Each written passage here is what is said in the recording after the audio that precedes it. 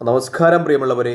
മധ്യേഷ്യയുമായി ബന്ധപ്പെട്ട ഏറ്റവും ആധികാരികമായ വിവരം എന്ന് പറയുന്നത് അമേരിക്കൻ പ്രതിരോധ വക്താവിൻ്റെ പ്രസ്താവനയാണ്. അദ്ദേഹം പറയുന്നത് 120 F-35 യുദ്ധവിമാനങ്ങൾ വഹിക്കാൻ പറ്റുന്ന ഒരു എയർക്രാഫ്റ്റ് കാരിയർ അത് ചെങ്കടലിലേക്ക് വരുന്നു എന്നാണ്. അമേരിക്കയുടെ എയർക്രാഫ്റ്റ് കാരിയർ ചെങ്കടലിലേക്ക് വരുന്നു എന്നാണ്.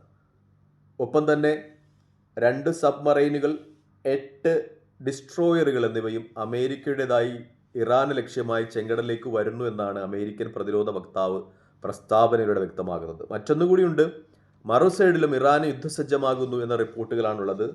ഇറാന്റെ കൈവശമുള്ള 3 ദ്വീപുകൾ, ഗ്രേറ്റർ തനബ്, ലേസർ തനബ്, അബു മൂസ, ഈ 3ലും ഇറാൻ തങ്ങളുടെ മിസൈലുകളും അതുപോലെ ഡ്രോണുകളും മിസൈൽ പ്രതിരോധ സംവിധാനങ്ങളുമായി തങ്ങളുടെ പ്രതിരോധം ശക്തമാക്കുന്നു എന്ന വാർത്തയുമാണ് അന്താരാഷ്ട്ര മാധ്യമങ്ങൾ പുറത്തുവിടുന്നത്. മറ്റൊന്നുകൂടിയുണ്ട്, ഈ അവസരത്തിൽ നമ്മൾ ചേർത്ത് വെക്കേണ്ടതുണ്ട്.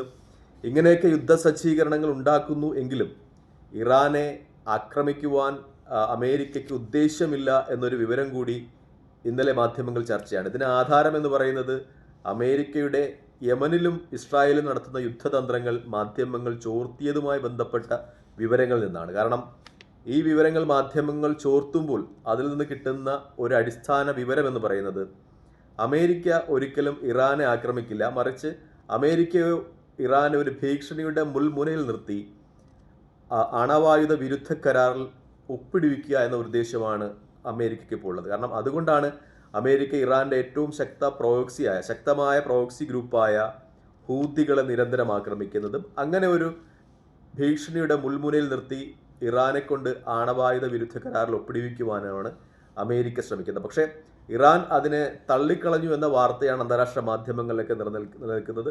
യാതൊരു കാരണവശാലും അമേരിക്കയുമായിട്ടൊരു കരാറിൽ ഏർപ്പെടുന്നതിനെക്കുറിച്ച് ചിന്തിക്കുന്നത് പോലുമില്ലെന്ന് ഇറാന്റെ പരമോന്നത നേതാവ് അയത്തുള്ള അലി ഖമനേയി കഴിഞ്ഞ ദിവസങ്ങളിൽ വ്യക്തമാക്കിയിരുന്നു. മറ്റൊന്ന്, അന്താരാഷ്ട്ര ആണവ ഏജൻസിയുടെ റിപ്പോർട്ടുമായി ബന്ധപ്പെട്ട കാര്യങ്ങളൊക്കെ ചർച്ച ചെയ്യുമ്പോൾ ഈ പ്രതിരോധ വിദഗ്ധരൊക്കെ പറയുന്നത് ഒരിക്കലും ഈ അവസരത്തിൽ ഇറാനെ അമേരിക്ക ആക്രമിക്കാൻ സാധ്യതയില്ല, ഭീഷണികൾ മാത്രമേ ഉണ്ടാകൂ എന്നാണ്. കാരണം അവർ പറയുന്ന ഒരു ഉദാഹരണം എന്ന് വെച്ചാൽ ഏകദേശം 3800 കിലോഗ്രാം യുറേനിയം ഇറാന്റെ കൈവശമുണ്ട് എന്നാണ് അന്താരാഷ്ട്ര ആണവോർജ ഏജൻസിയുടെ കണ്ടെത്തൽ. അതിൽ ഏകദേശം 60% അവർ സമ്പുഷ്ടീകരിച്ചു കഴിഞ്ഞു. ഇത് 90% സമ്പുഷ്ടീകരിച്ചു കഴിഞ്ഞാൽ അതുകൊണ്ട് ഒരു 152 ആണവായുധം ഇറാന് ഉണ്ടാക്കുവാൻ കഴിയും. അത് അമേരിക്കയെ സംബന്ധിച്ച് വലിയ ഭീഷണിയാണ് എന്നതുകൊണ്ട് തന്നെ ഒരുപക്ഷെ ഈ ആണവായുധം ഉള്ള ഒരു രാജ്യം എന്ന രീതിക്ക് ഇറാനെ ആക്രമിക്കുവാൻ കഴിയില്ല. നമുക്ക് വടക്കൻ കൊറിയയുടെയൊക്കെ സംഭവവികാസങ്ങൾ ഉദാഹരണമായി എടുക്കുക. കാരണം വടക്കൻ കൊറിയയൊന്നും ഒരു ആണവായുധ രാജ്യമായതുകൊണ്ട് തന്നെ അമേരിക്ക ആക്രമിക്കാൻ ഭയക്കുകയാണ്.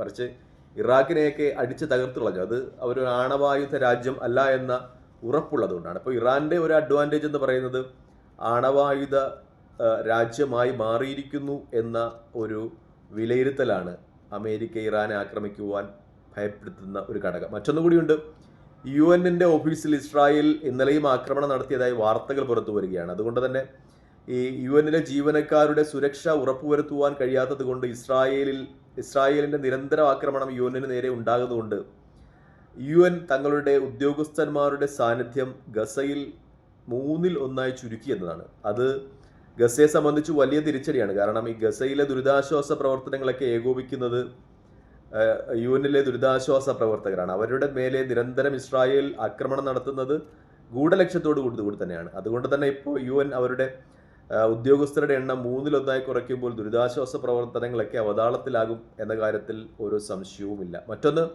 സെലിവേഡ് മണ്ടേല, ദക്ഷിണാഫ്രിക്കൻ സ്വാതന്ത്ര്യ സമര നേതാവും ആഫ്രിക്കൻ നാഷണൽ കോൺഗ്രസിൻ്റെ പ്രസിഡന്റുമായിരുന്ന നെൽസൺ മണ്ടേലയുടെ ചെറുമകൾ സനയിലെ ഫലസ്തീൻ ഐക്യദാർഢ്യ സമ്മേളനത്തിൽ പങ്കെടുത്തതുമായി ബന്ധപ്പെട്ട വാർത്തകൾ അന്താരാഷ്ട്ര മാധ്യമങ്ങളൊക്കെ ചർച്ച ചെയ്യുന്നുണ്ട്. അവർ ഈ ഹമാസ് വിജയിക്കട്ടെ, അതുപോലെ ഹിസ്ബുള്ള വിജയിക്കട്ടെ എന്ന മുദ്രാവാക്യം ആ സമ്മേളനത്തിൽ വെച്ച് ഉയർത്തിയതായൊക്കെ മാധ്യമങ്ങൾ റിപ്പോർട്ട് ചെയ്യുന്നു എന്നതുകൂടിയുണ്ട്. മറ്റൊന്ന്, ഈ 50,000-ലധികം ആളുകൾ ഈ ദിവസങ്ങൾ തന്നെ ഈ യുദ്ധം ഒക്ടോബർ 7 മുതൽ ഇങ്ങോട്ടുള്ള ദിവസങ്ങൾ ഗസയിൽ കൊല ചെയ്യപ്പെട്ടു എന്ന വാർത്തയാണ് മാധ്യമങ്ങൾ പ്രസിദ്ധീകരിക്കുന്ന മറ്റൊരു ദുഃഖകരമായ സംഗതി. ഈ 50,000-ൽ പരം ആളുകൾ മരിച്ചതിൽ കൂടാതെ 11,000-ൽ പരം ആളുകൾ കാണാതായിട്ടുണ്ട്. അവർ ഈ കെട്ടിടാവശിഷ്ടങ്ങളുടെ ഇടയിലേക്ക് മരണപ്പെട്ടു പോയത് തന്നെയാകാനാണ് സാധ്യത. അങ്ങനെ തന്നെയാണ്. അപ്പോൾ അതിൽ 70% കുട്ടികളും സ്ത്രീകളുമാണെന്ന ഒരു ദാരുണമായ സത്യം കൂടി നിലനിൽക്കുന്നു. നേരത്തെ പറഞ്ഞതുപോലെ ഇസ്രായേൽ ലക്ഷ്യമാക്കുന്നത് ഗർഭപാത്രങ്ങളെയും കുട്ടികളെയുമാണ്. ആ കുട്ടികളൊക്കെ വളർന്നു വന്ന് ആ രാജ്യത്തിൻ്റെ സ്വാതന്ത്ര്യ സമര പോരാട്ടങ്ങൾ ഏറ്റെടുക്കരുത് എന്ന ഗൂഢലക്ഷ്യമുള്ളത് കൊണ്ട് തന്നെ ഇസ്രായേൽ ലക്ഷ്യമാക്കുന്നത് കുട്ടികളെയും അതുപോലെ ഗർഭിണികളെയുമാണ്. എന്തായാലും ഫലസ്തീൻ എന്ന രാജ്യത്തിൻ്റെ വിമോചനം സാധ്യമാകട്ടെ. അവിടുത്തെ കുട്ടികൾ സ്വതന്ത്രരായി സ്വാതന്ത്ര്യത്തിന് ശുദ്ധമായി ശ്വസിച്ച് പിറന്നു വീഴട്ടെ എന്ന പ്രാർത്ഥനയോടെ തൽക്കാലം ഈ വീഡിയോയുമായി വിടവാങ്ങുന്നു. മറ്റൊരു വീഡിയോയുമായി കാണുന്നവരെ പ്രാർത്ഥന ഉൾപ്പെടുത്തുക. നന്ദി, നമസ്കാരം. ചെയ്യുന്ന വീഡിയോ ഇഷ്ടപ്പെടുന്നുണ്ടെങ്കിൽ ലൈക്ക് ചെയ്യുക, ഷെയർ ചെയ്യുക, കമൻറ്റ് ചെയ്യുക. മറ്റൊരു വീഡിയോയുമായി കാണുന്നവരെ പ്രാർത്ഥന ഉൾപ്പെടുത്തുക. ജയ് ഹിന്ദ്.